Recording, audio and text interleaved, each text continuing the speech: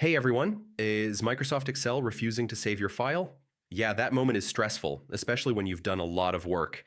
In this quick guide, I'll show you the most effective fixes to get Excel saving normally again.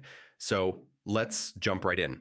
First, try using Save As instead of the regular save. Click File, then Save As, and choose a different location or file name. Sometimes the original file becomes corrupted, and this quick workaround fixes it immediately.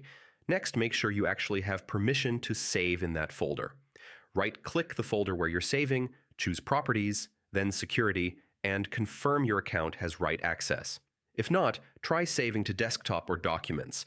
If the workbook is in read-only mode, Excel won't let you save changes. Pretty common with downloaded files.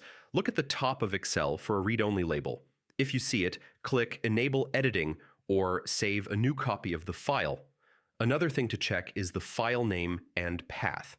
Excel can fail to save if the file name is too long or contains special characters. Try shortening the name and saving it in a simple location like the desktop. Sometimes add-ins interfere with saving. Yeah, it happens. Go to File Options, then Add-ins. At the bottom, select COM Add-ins and click Go. Uncheck the add-ins, click OK, and restart Excel before trying again. If Excel still won't save, repairing Office often fixes deeper issues.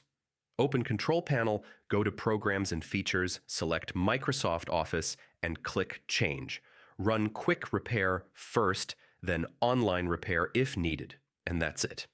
One of these fixes should get Excel saving your files normally again. If this helped you, feel free to like the video and subscribe for more quick Excel fixes.